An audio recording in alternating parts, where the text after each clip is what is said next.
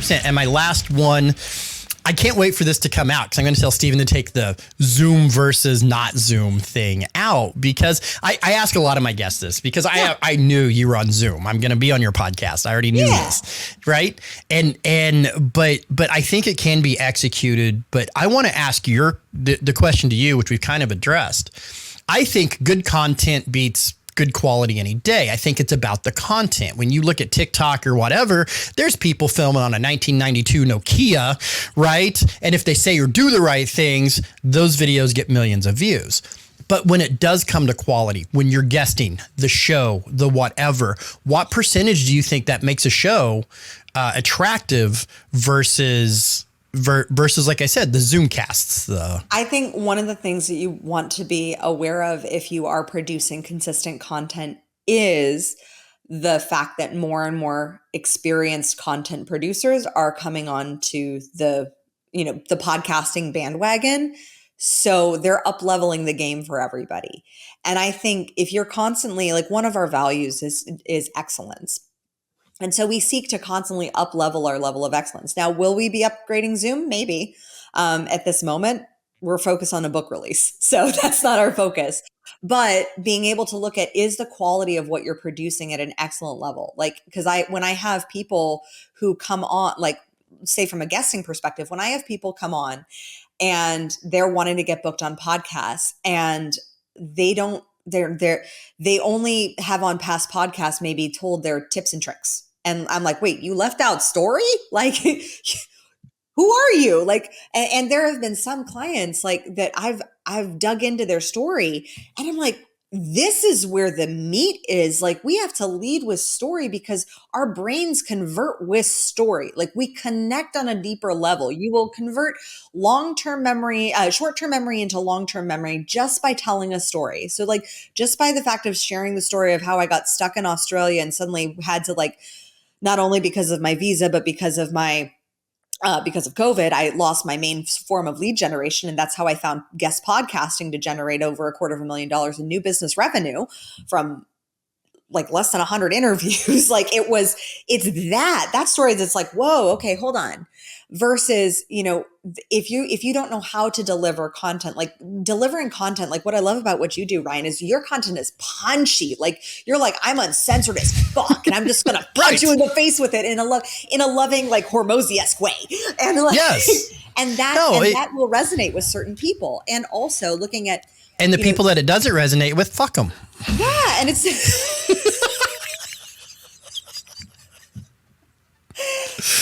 and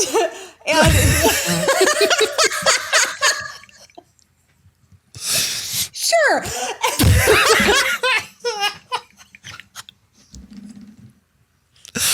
I tell my clients to have a polarizing message, and you certainly land that for sure. And I think the thing is that with polarization, polarization doesn't have to be like, fuck you if you don't agree with me. It can simply be like, I was on a high performance podcast, and this one, I've had this story and strategy that I've shared on multiple high performance, the hustle hard, these types of podcasts. I've shared the story of like, and the strategy that's a high performance strategy. I said, well, sometimes the greatest thing you can do for your productivity is take a nap. And like, I've had that convert so many people into my coaching business simply because they're like, wait, I can rest. I can rest. Yes, you can rest. You can take as many naps as you want. Sure. Like that's literally like one of the things that I tell my clients, one, to go back to the fucking thing, is that when I tell people in marketing, very first thing, and these two things kind of tie in, is that you got to find your customer and not worry about the people that aren't your customer. Yeah. Because that's the thing. Too many people, when they start out, they're looking, a wide net has big holes, right? If I think that everybody's going to buy my product, you're an idiot. Ruth Chris Steakhouse and Waffle House has two totally different clientele. Just because they're restaurants doesn't mean both people are going to go and eat there. And you've got to understand that. So that message is exactly what I tell my clients, is that you cannot focus on everybody, especially if they're not your client. If somebody opens this show and they hear me go, fuck your real, that's not guys for me. Good. Go fuck off that way. That I'm not making this show for you. I'm not, I wish you no ill will. I don't want you any bad to happen. You go over there for your plastically little people and go have fun. I'm going to stand over here and I'm going to say what I feel. Yeah. And I think that that's being able to know, like when I had a coach last year who was like, Kim, you do business differently than most people. And I was like, explain. And she was like, well, you think like in terms of reciprocity and in terms of giving and giving first. And I was like, yeah. And she's like, a lot of people don't think that way. And I was like, I never thought that a lot of people didn't think that way. But it's true. Like the more we have had clients come in and out of our agency, the ones that really stick are the ones who lead with a generous heart, who really lead with reciprocity, who value building quality long-term relationships, and who aren't just in it for the one night stand of like, get me visible, let the world see me for who I am. And also you have to be really honest with yourself of like, okay, if you want to get on like the big podcast, do you quite frankly have the numbers of visibility that will benefit also that podcast? Because it's got to be that trade-off. There's got to be a win-win. And I mean, I've submitted some high quality people who just have low social media followings. I'm like, we gotta boost up. Your team's got to work on that side for the visibility, because you're currently matching the podcasts that are visible at the level of your current level of visibility. Now, that's not to say that you're not making millions of dollars. You can be, but it's now time. If you want to focus on visibility, you want to focus on holistic visibility on all aspects, which podcast testing can help you with. And the other point to that is that what I tell clients, and I tell, because one of my big messages is like, you got to be different. What are you offering that's different? There's a gentleman, Roy Osing, love him. He's out of Canada. He sent me a box of books. I barely know how to read. I read the one, I'll give the rest away, but it's just how you be different. What's your different statement? What makes you different? So one of the things that I tell my clients is understand that there are no rules. There are zero rules of anything. I could take this bottle and I could throw it through my monitor, and there's not a rule on earth stopping me from doing that. What stops me from doing that is consequences, right? So what you have to do is you have to evaluate what you're free to do and the consequences that brings, right? So when you want to be different, when you want to go on this podcast and flip people off and do the thing, guys at home, it's a calculated risk. I know what I'm doing, right? It's like, I understand the consequences of that, and to be different and to speak to that point, when you're one of those companies that work off the back foot, meaning shady, you nickel dime your clients to death, you're not giving a give heart, your consequences to that are people eventually find out who you are. We have people here in town that some clients that I represent, they're very giving, they're at all charity events, they're at community events, they're whatever, and then their competition never shows up to anything, right? At all. Well, me as a marketer, I point that out because there's your consequence. There's your consequence. You have to lead with a giving heart. You have to be part of the community. And whether it's local, like this little town I live in of 15,000, or if it's in an industry podcast, your visibility will directly attach itself to where you get to go. And the generosity of what you put out there. I mean, I've seen it. And also look at like the differentiators. I once had because I normally don't look at podcasts that reject me, right? Like, but that's my first job. But one time I was in. You don't need that pain. Yeah. I don't need that pain. But one day I was in a particularly masochistic mood in 2021, and I which we all were at that time period. I know. Okay. I looked at the list of the podcasts and I was like, huh. And I saw this one, it was like a business podcast that rejected me. And I was like, and it literally said in the notes, too inspirational. And I was like, what the fuck? And so I was like, who is this guy who thinks I'm too inspirational? So I do some digging and I just like pop into, and I look at the website. As soon as the website pops up, I'm like, oh, thank God. Like, cause literally in my description of pitch to podcasts, it's like has experience and overcome growing up with an addict for a father, bulimia, sexual abuse, like you name, like there are many things that I've gone through that I can definitely like list and be like, I'm open to talking about all of it. And that's why I'm so inspirational. But this podcaster, I looked at him and I was like, oh, no offense. And I just want to just preface this that if you are a balding white baby boomer, I absolutely love you if you are speaking your truth. But this guy was just exactly that. And it was like stoic, staunch, very buttoned up and professional. I was like, perfect. I'm so glad he saved me the time, because I wouldn't have been a right fit for his audience, period. I am very sparkly. I had a very well-known speaker coach come to me, and they were, wanting to work with us, and they were like, "You're very yes queen, and we see this in your marketing, and we're just wanting to make sure that you're not going to be representing us as that." And I said, "No," I said, "That's our front-facing brand. We represent you as your front-facing brand. We are your representation to like put you out into the world." Now, when people come to our brand, they will see a lot of bright colors, a lot of yes queen, a lot of like celebration of other people and other podcasters. But when we're representing you, we want you to like one of our core values as an agency is stand out loud and proud. Like if you are the buttoned up professional and you like having that stick up your ass, then like rock it. We will celebrate you for that. Like right. we will absolutely. If it vibrates and moves, yeah. Like make sure it's the stick you love though. This one's going to stick in people's memory with all the puns. I don't think they're puns. I think I'm pretty fucking brutal.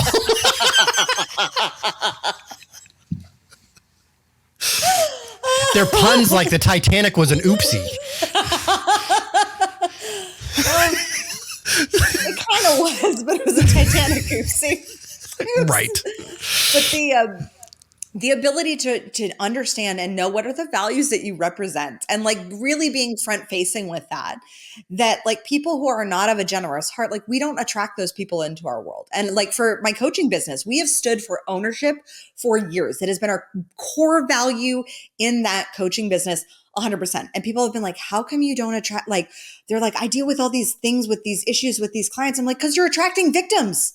Like that's who you're attracting. You're attracting people who are out of a victim mentality, and then they want to come into your world. So that's why you're attracting these people. But if you actually changed your values and took a stand for ownership, there are going to be some people that aren't going to resonate with your message, but those aren't the people you want to have in your business anyway.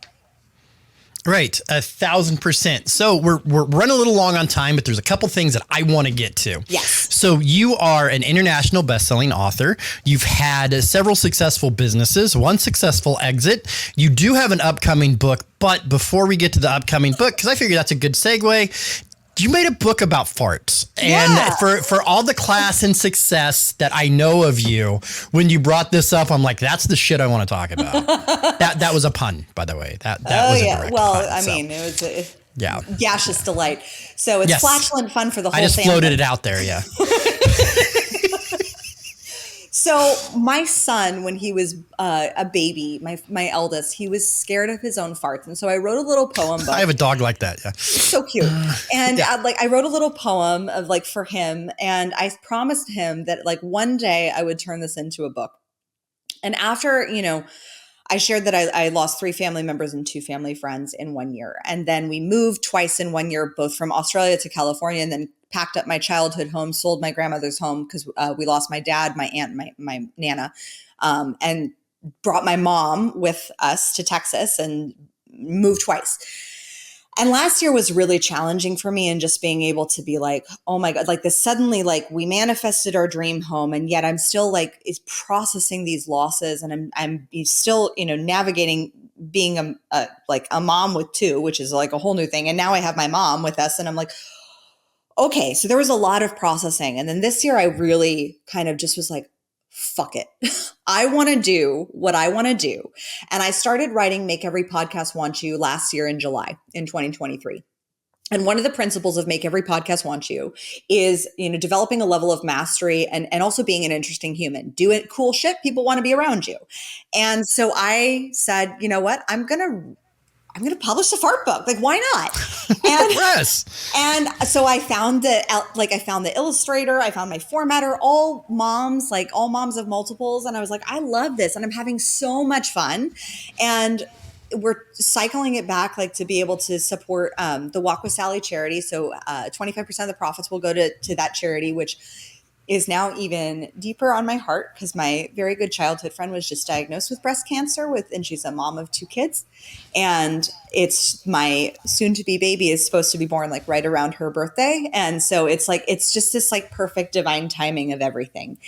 And so, yeah, I was like, why not come out with 2 books? I'll come out with, the business book of podcasting, which really is, there's no other book like it. Every other book that's on podcasting is about how to start your own podcast. There's nothing really about how to guest. And then I said, I'm gonna do a fart book. And so the fart book it also gets to be my children's entrepreneur entryway. So my son's like, we homeschool our boys, and my son's gotten into entrepreneurship and he had a sandwich business, and now he's going to be supporting me with building the fart book business.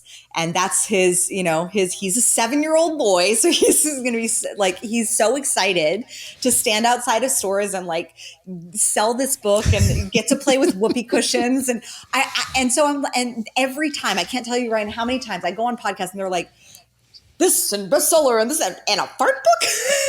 Yes. Because it shocks you. And thank you so much for teaching your child that business can be fun too. Yes. That the most fun I ever had is when I was a stand-up comedian and podcasting. First go around in 2012, I was doing stupid shit and getting a paycheck for it, right? And so in business, I think what makes a strength of business is you have to have that element. You have to have that passion and that fun. And to teach him that you can take fun things and make those business, I think is a value more people with that big old stick up their ass need to learn.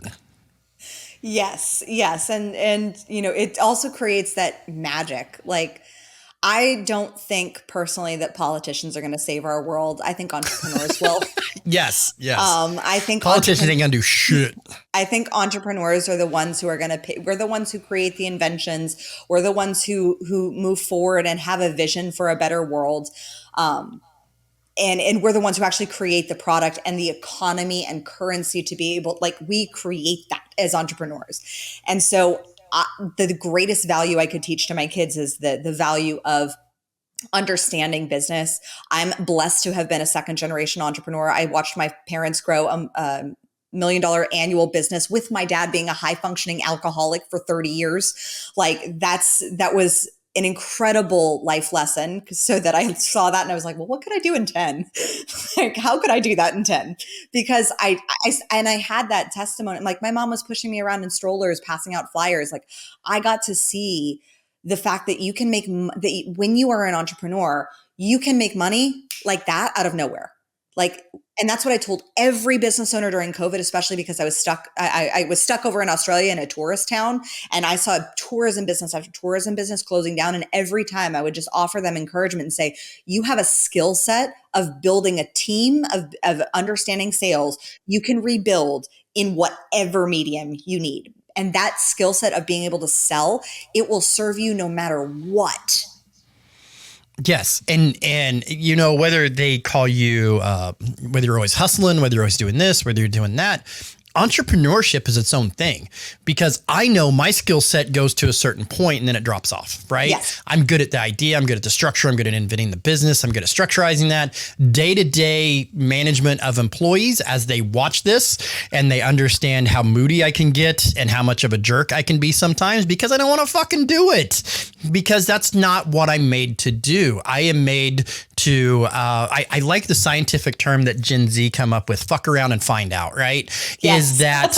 Is that go out and try different things, do different things. And it takes a lot of guts being an entrepreneur, because you're going to fail more times than you're going to succeed. And you're going to do that with a whole bunch of people watching. And you got to get up and go, all right. So, that idea, who knew people wouldn't want elephant flavored cotton candy? Like, I didn't fucking know. But you know what I did learn? I learned what flavors of cotton candy they want. I learned how to market it. I learned how to structure in the candy business. So now my next iteration is going to incorporate everything I learned from that failure and go closer to that success. And that's what entrepreneurs are good at.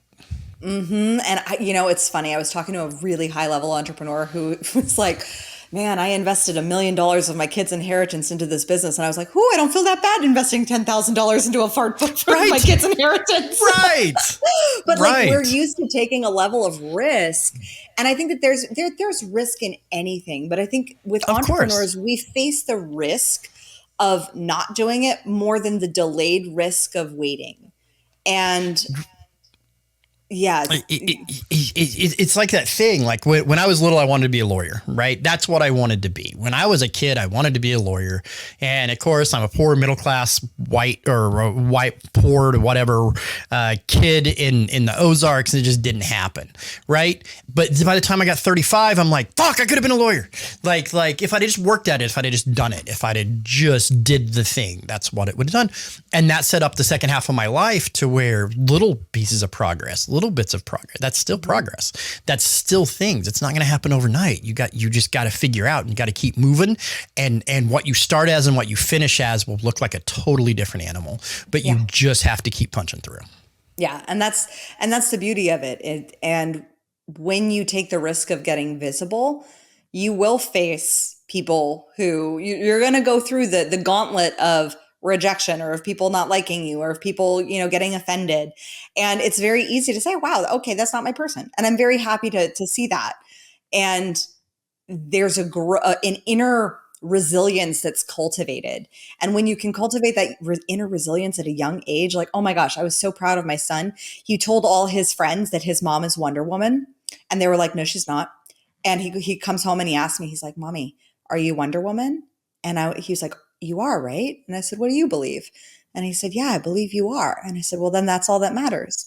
And so teaching kids to trust themselves, like that's the basis of that I work on in my coaching business, and that I've worked on for years with my clients, is just understanding how to trust yourself in your decision-making process. Because so much of business, it is natural and intuitive to us as who we were as children, versus what was been indoctrinated into us is to not trust ourselves, and into how to, focus only on here's what you need to know. And if you don't know it already, which there's no way you'll know what works already until you release it into the world in any form of business. But that's how we were trained and conditioned growing up. And so then that teaches us to not trust ourselves, which then becomes a hindrance as we try to grow businesses.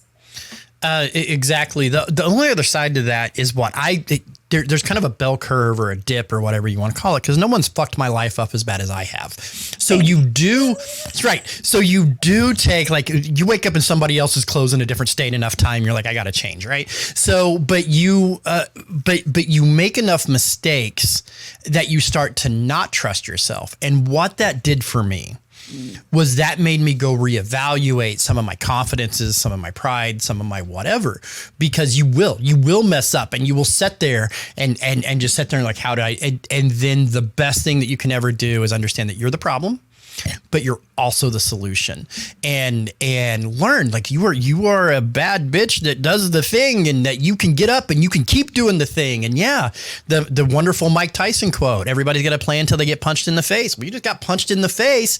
Now your next skill set is learning how to recover, and trusting yourself. Learning and doubting yourself is part of the process of trusting yourself. You just have to trust the process and see it through. Yeah, and learning how to trust what parts of yourself, trusting your intuition or trusting your ego. That's a huge one. Yeah. I'll figure that out one day. Yeah. It's so often our egos will want to lead us down a road that lets us do 40 podcasts in a month that doesn't have any ROI. Right. Yes. Yeah, no, it's those. Well, Kimberly, we have come to our time. This is probably going to be a two-parter. So, we'll split it. Yes. Twice as much of us, it's going to be great. So all your accolades. Thank you so much, for coming on the show. Crownyourself.com, communications queen, all things podcasting, guest podcasting, visibility, TEDx speaker, international best-selling author, successful business owner, upcoming book, Make Every Podcast Want You. Kimberly Spencer, take a bow. Thank you so much for enduring my bullshit and being on Business Uncensored. Oh, it was my pleasure, Ryan. Thank you so much for having me. I thoroughly enjoyed this experience, and how much you made me laugh. I have not laughed that much in a podcast. Well, good. Let's keep that rolling. But anyway, my name is Ryan Sherrer. I'm the chief. What is my title? I don't remember. Anyway, I run this business that we do. Director of operations, I believe, is what they told me it was. But what we do is we produce podcasts. When I say we produce podcasts, we do everything. You're a host. What you should do is be hosting. Focus on the guest, focus on your research. We take your dream and turn it into reality. We simplify it down to you pick up a mic, you record, and we take care of the rest. And when I say rest, I mean we're going to edit, we're going to place, we're going to distribute, we're going to help you market, we're going to cut up shorts, we're going to coach, we're going to tech coach, we're going to podcast host coach, literally all encompassing if you want to just up your game podcasting. And we have plans that start from, hey, I had an idea while I was in the shower and I want to turn this into a podcast, or you have an existing podcast that you want to take to the next level. Here at Titan Media Works, that's our specialty. That's what we do because we understand how important this is. Your podcast should fit you like a coat, and we want to make it. It's not just going to be a